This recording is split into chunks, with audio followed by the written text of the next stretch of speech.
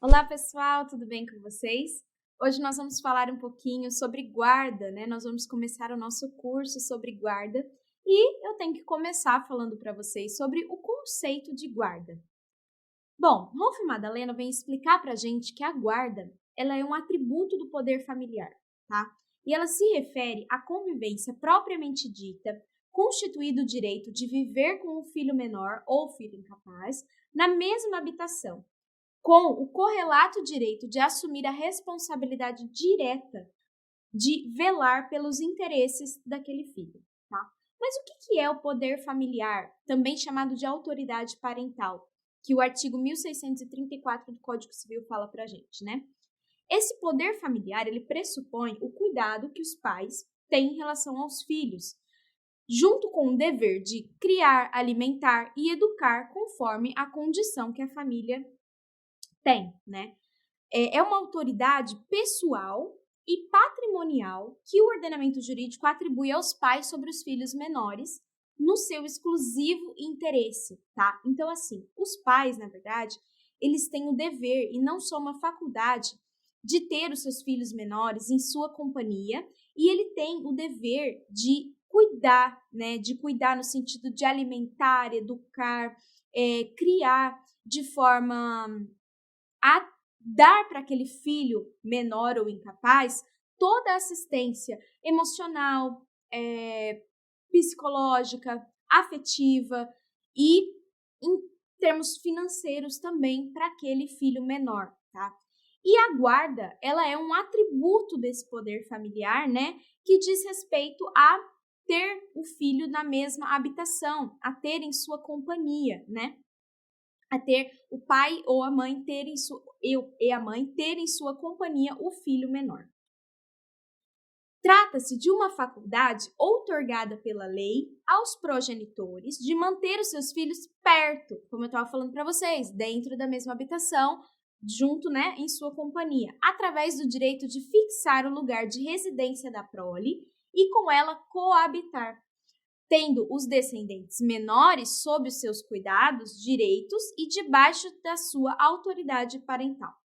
Importante falar que, no caso de um divórcio, quando a gente fala na guarda com o pai ou com a mãe, apenas com um deles, permanece intacta a autoridade parental e a guarda jurídica do artigo 1589 do Código Civil para aquele que não detém a guarda do filho, tá? O que isso significa, né? Que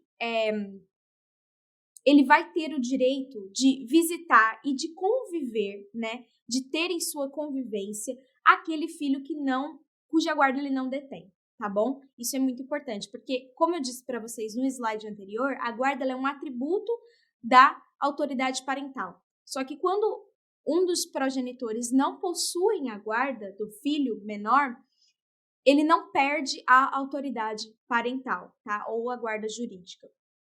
Tá joia? Bom, e o que significa ter a guarda, né?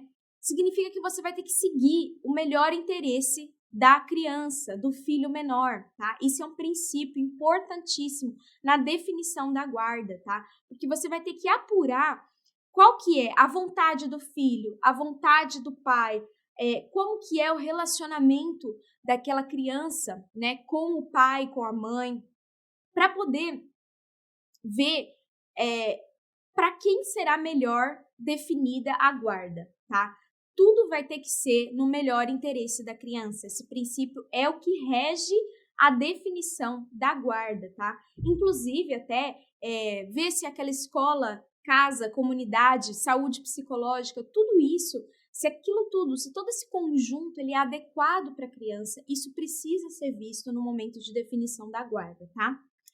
O artigo 1584, parágrafo 5º do Código Civil, vem falar que a guarda ela vai ficar com a pessoa que revelar a compatibilidade com a natureza da medida, levando em conta o grau de parentesco, a relação de afinidade e compatibilidade, e sempre que verificar que o filho não deve permanecer sob a guarda do pai e da mãe.